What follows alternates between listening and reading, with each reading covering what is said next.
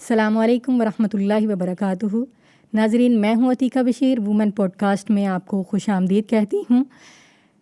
ناظرین، آج ہم جس شخصیت کو خوش آمدید کہہ رہے ہیں وہ نہ صرف ایک ماں کے دل کی نبض کو سمجھتی ہیں بلکہ ایک ڈاکٹر کے علم کو دل سے جیتی ہیں.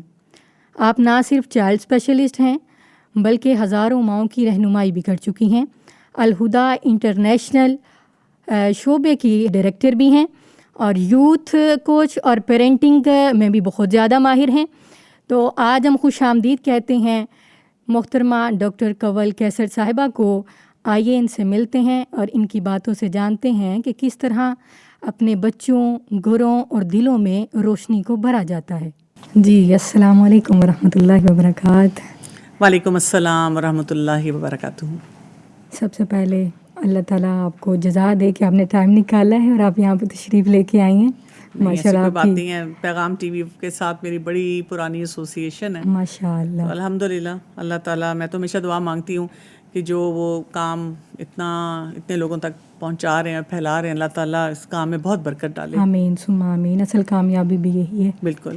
تو ڈاکٹر صاحبہ، بے شک آپ کسی تعارف کی محتاج نہیں ہیں، لیکن میں چاہ رہی ہوں کہ آج آپ کی شخصیت پہ بات کی جائے. بہت سی پوڈ کاسٹ بھی آپ نے کی ہوں گی، لیکن آج آپ کی شخصیت پہ پہلے بات کرنی ہے کہ آپ ماشاء اللہ دنیا کے ساتھ بھی اٹیچ اور دین بھی. تو دنیا کے ساتھ رہتے ہوئے دین کو آپ نے کس طرح سے اٹیچ کیا ہے اپنے ساتھ؟ ایکچولی دیکھیں، آپ نے جو جملہ بولا ہے نا، دین، تو دین از وے آف لائف، جو زندگی گزارنے کا طریقہ ہے.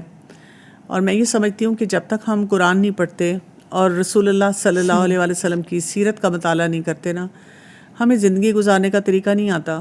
ہم صرف جسے کہہ سکتے ہیں کبھی ادھر ٹکرے مار رہے ہیں، کبھی ادھر ٹکرے مار رہے ہیں، اپنی زندگی میں بہت ایکسپیریمنٹس کر رہے ہوتے ہیں. تو اتنا مشکل نہیں ہے. مشکل تب ہے جب دین آپ کی زندگی میں نہ ہو، جب قرآن آپ کی زندگی میں نہ ہو، تب آپ کو نہیں سمجھ آتی کہ میں نے کیا کام کرنا ہے.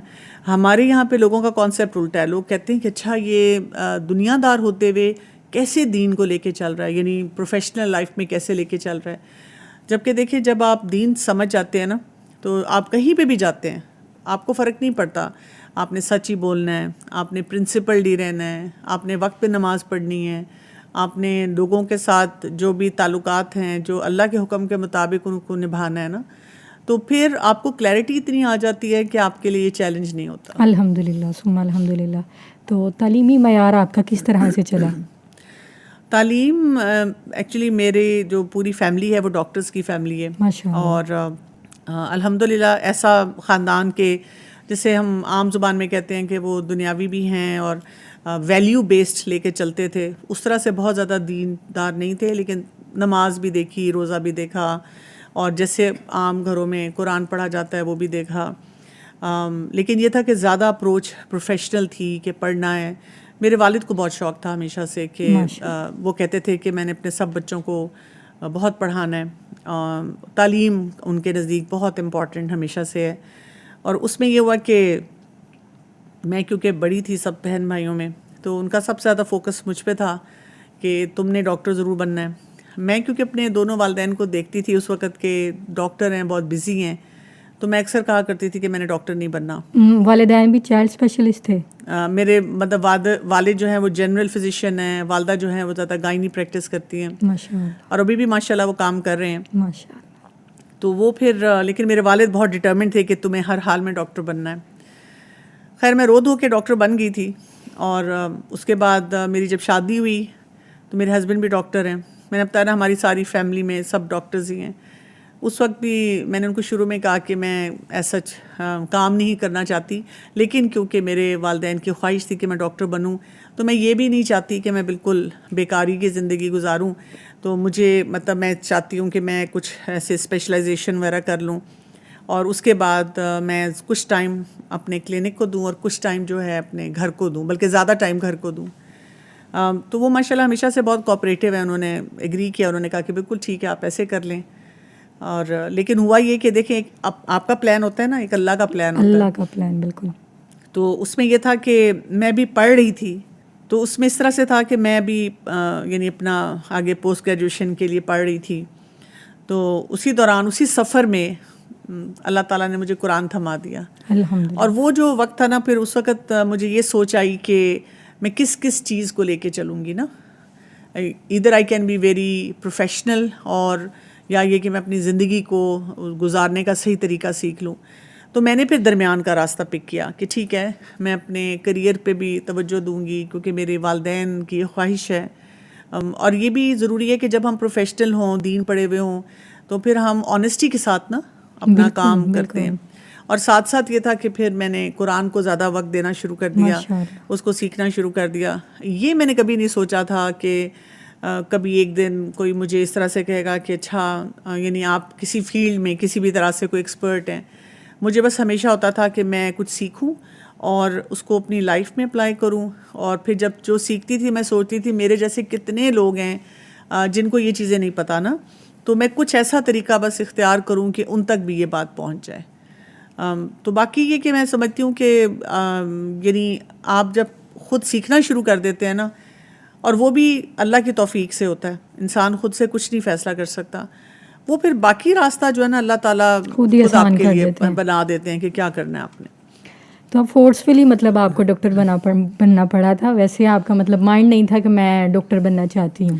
ہاں جی، میں نہیں بننا چاہتی تو یہ ایک طرح کی ایک بلیسنگ بھی ہے، اور اس چیز کا آپ نے خود فیصلہ کیا تھا کہ میں نے قرآن کے ساتھ دل لگانا ہے؟ جی، مجھے نا ہمیشہ سے فیل ہوتا تھا کہ میری زندگی میں کوئی خلا ہے. تو جب بھی میں اپنے جاننے والوں سے بات کرتی تھی فرینڈ سرکل میں، کہ میں ان کو اس طرح کہا کرتی تھی کہ پتہ نہیں کیوں مجھے لگتا ہے there is something missing in my life. وہ مجھے کہتی تھی تم بس ناشکری ہو، اور سب کچھ تو ہے تمہارے پاس، تمہیں اور کیا چاہیے. تو بہت ہی جیسے ایکسیڈنٹلی ہم ایک جگہ بیٹھے ہوئے تھے ڈاکٹر سرکل میں، اور ہم بات کر رہے تھے. وہ ایک انٹلیکچوئل سی گفتگو ہوتی ہے، اس میں اس طرح کی بات ہوتی ہے کہ قرآن کو پڑھنا چاہیے، قرآن کو سیکھنا چاہیے، ترجمے کے ساتھ پڑھنا چاہیے، اور بس وہ ٹی ٹائم ہوتا ہے، اس میں کھایا پیا آپ اٹھ گئے.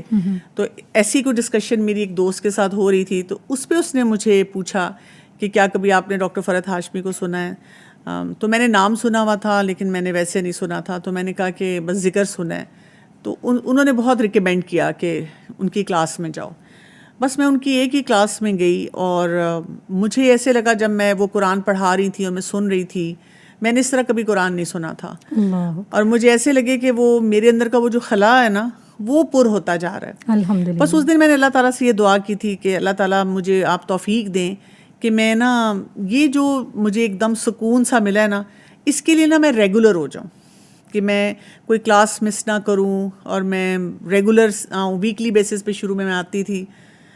تو بس باقی میں نے بتایا نا اللہ کی توفیق سے ہوتا ہے. نہیں تو کتنے لوگ ہم سے زیادہ ٹیلنٹڈ ہوتے ہیں، زیادہ پوٹینشیل والے، زیادہ چاہت رکھنے والے، لیکن یہ کہ کئی دفعہ ان کو نہیں وہ توفیق مل رہی ہوتی. یہ بلیسنگ ہے، اللہ تعالیٰ آپ کو خود چن لیتا ہے. جی بالکل ایسے ہی، الحمدللہ. اللہ اکبر کبیرہ. اور یہ سارے مراحل ڈاکٹر صاحبہ شادی سے پہلے کے کہ شادی کے بعد کیے ہیں؟ نہیں، یہ شادی کے بعد کیے ہیں. میرے اس وقت 2 بچے تھے.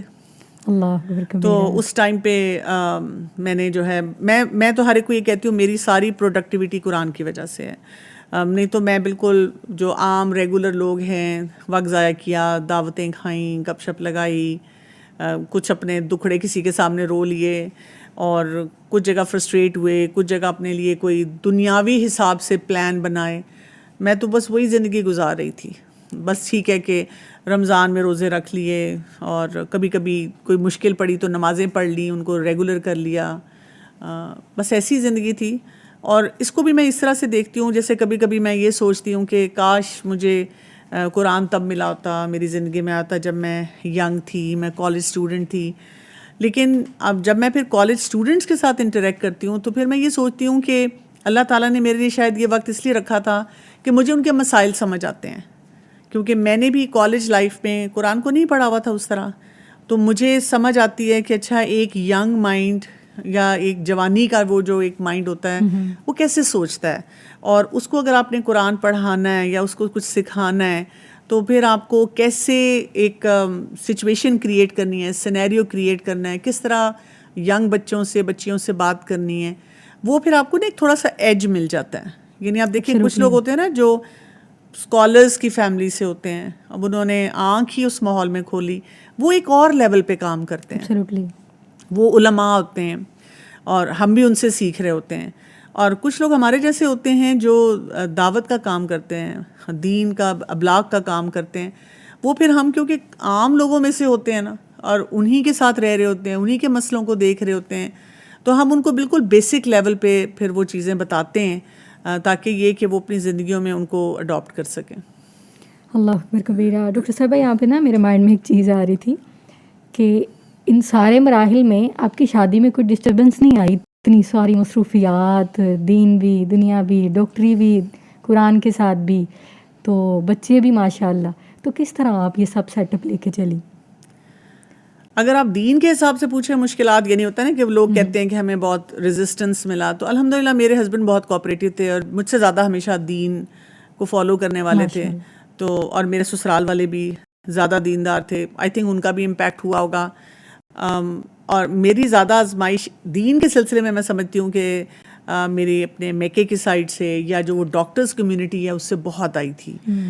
ان کے لیے ایک بہت بڑا سیٹ بیک تھا کہ ان کو لگتا تھا ایک بہت ہائی انرجی لڑکی اور وہ ہر جگہ ہر مجلس میں آ رہی ہے اور بہت سوشلائز کرتی ہے، اور ایک دم اس کو کیا ہو گیا۔ بہت لوگ مجھے بیٹھ کے سکھاتے تھے، سمجھاتے تھے تم اتنی ایکسٹریمسٹ نہ بنو، یہ نہ کرو۔ تو اس نظر سے مجھے کافی چیلنجز رہے، لیکن کیونکہ میرے ہسبینڈ کی سپورٹ ہوتی تھی، اور سب سے بڑی بات یہ کہ میرے استاد، میری مینٹور جو ہیں، انہوں نے مجھے بہت کچھ سکھایا، بہت اس میں صبر اور یہ کیفیت کے ساتھ، حکمت کے ساتھ سچویشنز کو ڈیل کرنا سکھایا، اور پھر قرآن کا ساتھ ہونا تو آٹومیٹیکلی اللہ کی طرف سے مدد آتی ہے۔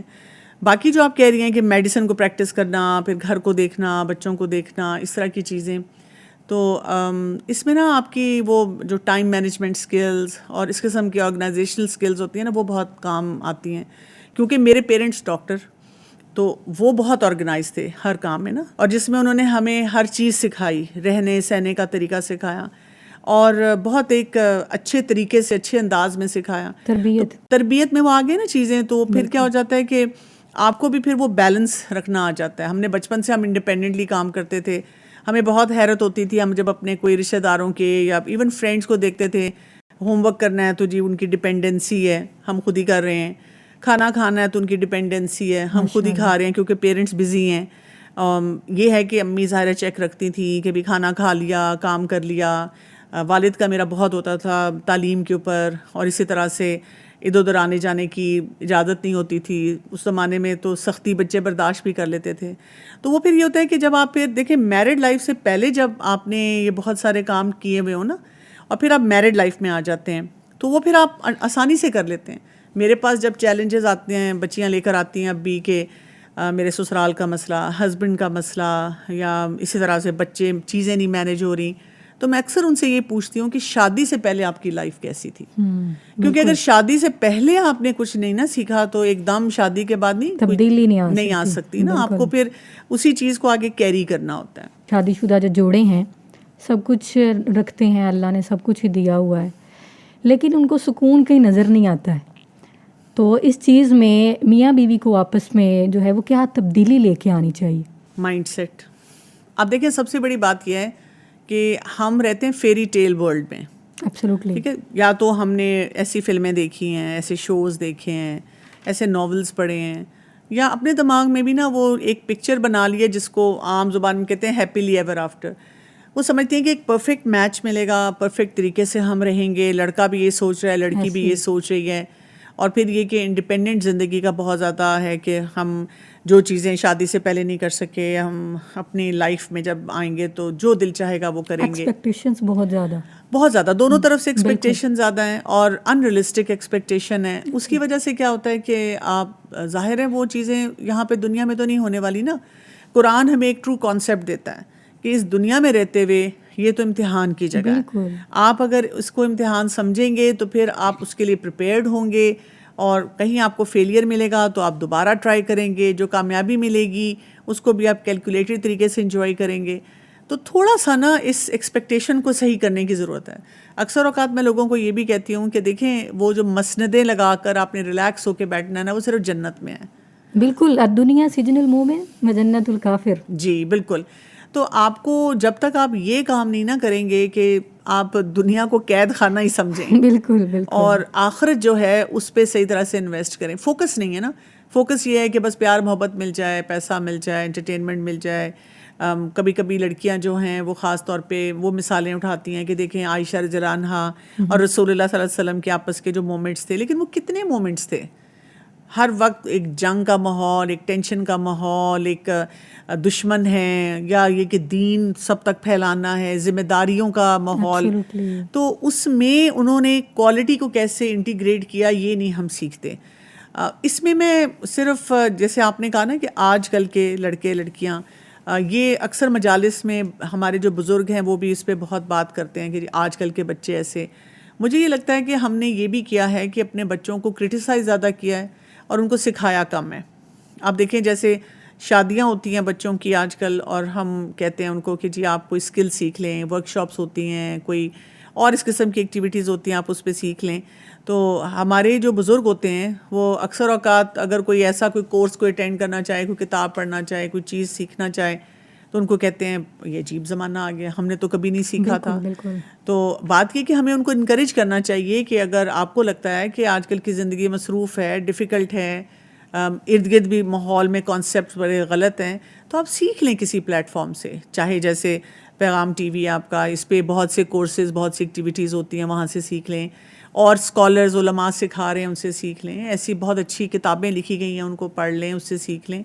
تو سکھانے کے لیے بھی نا ہمیں انکریج کرنا چاہیے. اکثر اوقات میرے پاس بھی کوشچنز آتے ہیں تو بہت سی خواتین یہ کہتی ہیں کہ ہم لوگ بولتی ہیں اور ہمارا شوہر جو ہے وہ سنتا نہیں ہے, اور جب بیگم نے بولنا ہوتا ہے پھر وہ بولتی ہے, چیختی ہے, چلاتی ہے, اور اکثر جو ہسبینڈ ہوتے ہیں وہ خاموشی سے جو ہے نا وہ آگے سنتے, کوئی رسپانس نہیں کرتے ہیں.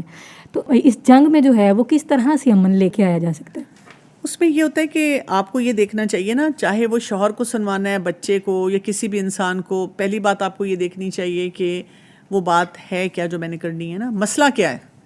یعنی کئی دفعہ مسئلہ جو حل کرنا ہوتا ہے نا وہ وہاں پہ نہیں ہم ٹارگیٹ کر رہے ہوتے, ہم کسی اور طریقے سے اپنی ناراضگی کا اظہار کر کے ایکسپیکٹ کر رہے ہوتے ہیں کہ دوسرا انسان سمجھ جائے.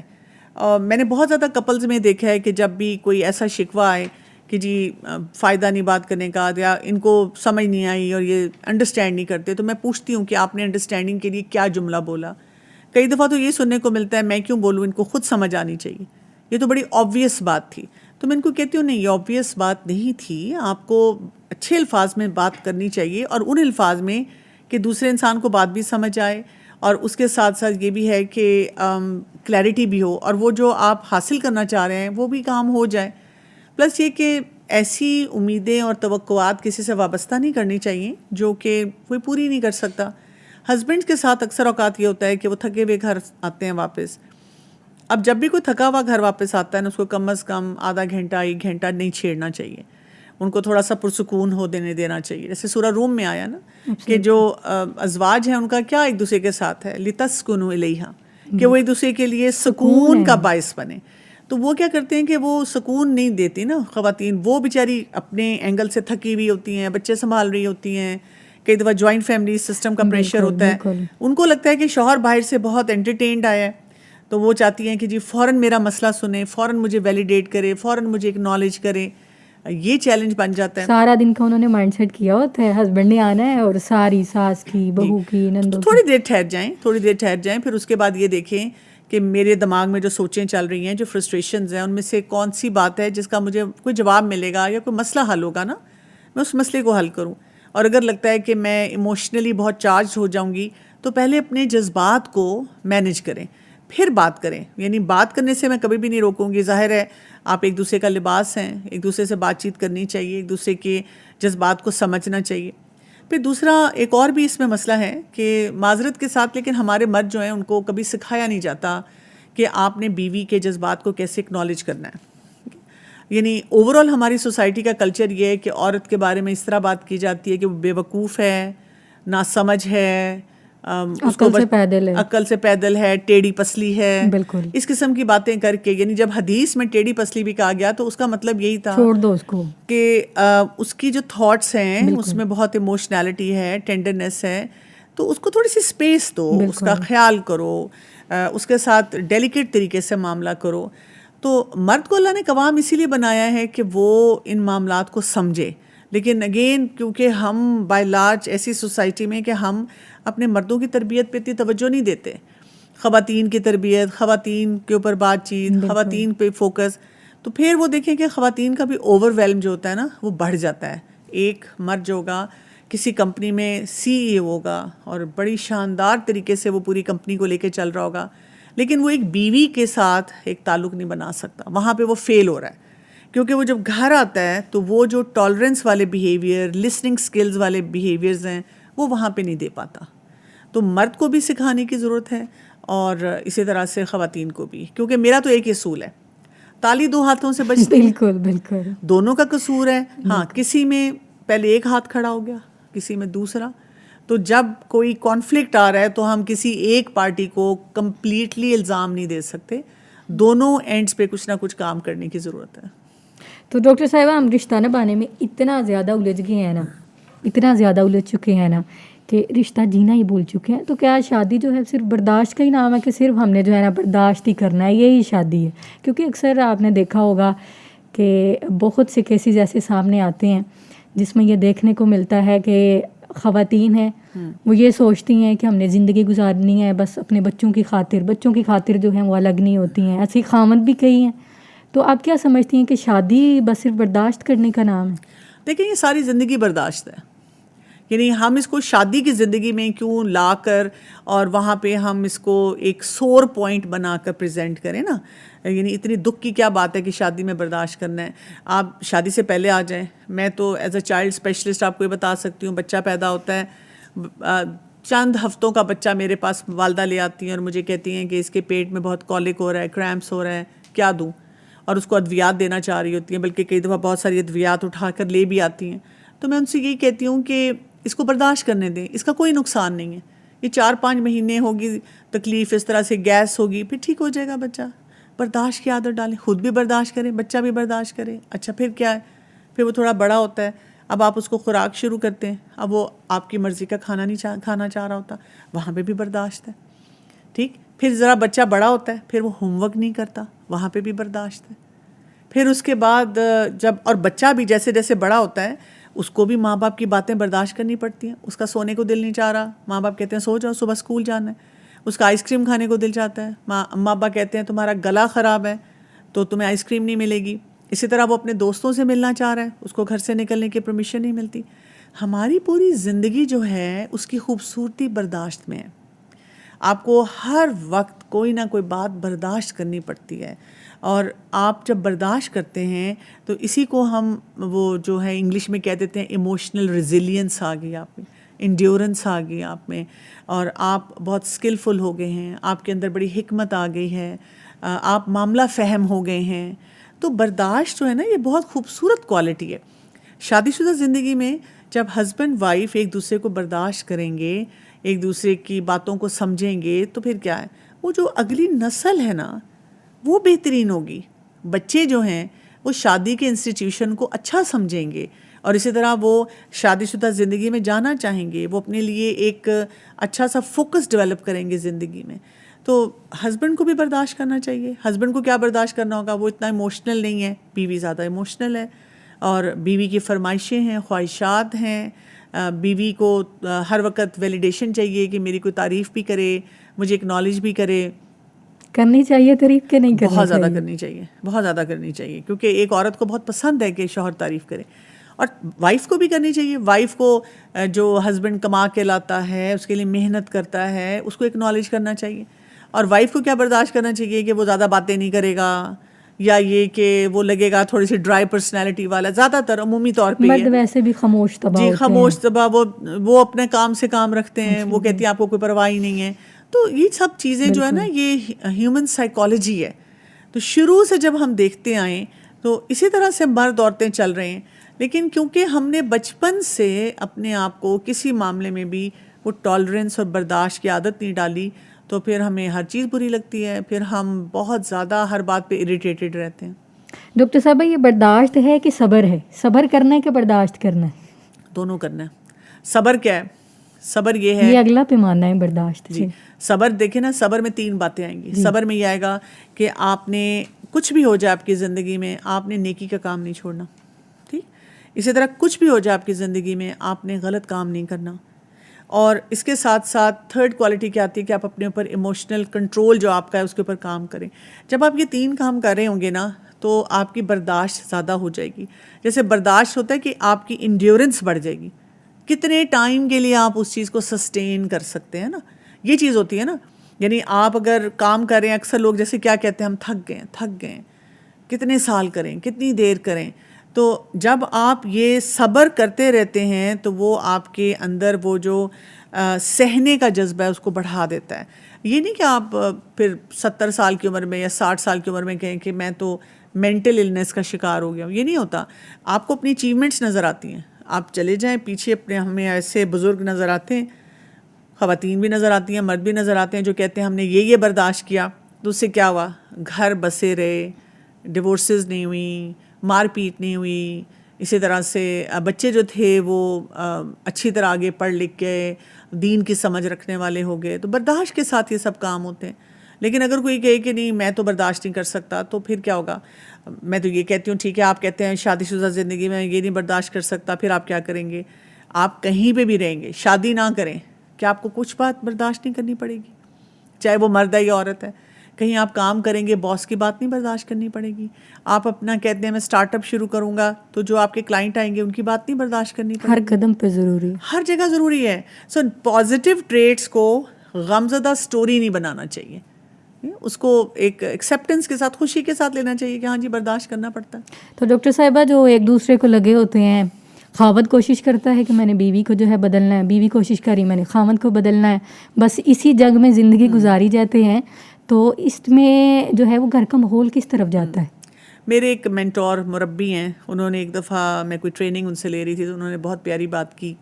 انہوں نے یہ کہا کہ خاوند اور بیوی کا تعلق جو ہے نا وہ اصلاحی پیکج نہیں ہے. ٹھیک ہے, یعنی خاوند بھی یہ کوشش کر رہا ہے کہ میں بیوی کو بدل دوں, بیوی بھی کوشش کر رہی ہے خاوند کو بدل دوں. یہ وہ ریلیشن شپ ہے جس میں انہوں نے ایک دوسرے کا لباس بننا ہے, کمپیٹیبلٹی پہ جانا ہے, ایک دوسرے کے ساتھ ایڈجسٹ ہونا سیکھنا ہے. تو نہ شوہر بیوی کو بدل سکتا ہے نہ بیوی شوہر کو, بلکہ فار دیٹ میٹر ہم کسی کو نہیں بدل سکتے. ہم اگر کسی کے ساتھ کچھ بھی بات کر سکتے ہیں, تعلقات اچھے کر کے, پھر وہ جو تعلقات اچھے ہوتے ہیں نا اس پریشر سے ہم کسی سے کوئی کام کروا سکتے ہیں. مثلاً آپ دیکھیں, میں کہیں پہ بھی کھڑی ہوں, مجھ سے کوئی چیز مانگ لے, مجھے یہ پرس دے دیں یا اپنا فون دے دیں, میں نہیں جانتی اس کو, میں نہیں دوں گی. بالکل, میں کہوں گی جی آئی ایم سوری, میں منہ دوسری طرف کر لوں گی. لیکن اگر کوئی میرا بہت جاننے والا ہے, بہت اس سے اچھے تعلقات ہیں, چاہے مجھے یہ بھی ڈر ہو کہ میرا فون خراب کر دے گا, میری چیز پھینک دے گا, لیکن جب وہ مجھ سے مانگے گا میں انکار نہیں کر سکوں گی. تو جو تعلقات اچھے ہوتے ہیں نا اس سے حالات ٹھیک ہوتے ہیں. دوسرا یہ کہ اللہ تعالیٰ نے نا انسانوں کو بنایا ایسے کہ کوئی کلی طور پہ برا نہیں ہے. بالکل ٹھیک, اور جوڑے جیسے ہم کہتے ہیں آسمانوں میں بنے, اللہ تعالیٰ نے جو ہماری قسمت میں قدر میں لکھے انہی کے ساتھ ہماری شادی ہوئی, انہی کے ساتھ رشتے بنے. یہ نہیں ہو سکتا کہ اللہ تعالیٰ نے ہمارے لیے بالکل ہی, کچھ ایکسیپشنل کیسز ہیں جہاں پہ کوئی آزمائش ہوتی ہے, کوئی ٹیسٹ ہوتا ہے, کوئی امتحان ہوتا ہے, بٹ بائی لارج اللہ تعالیٰ نے ہمارے لیے وہی سلیکشن کی جو اچھی ہوتی ہے, بہترین ہوتی ہے.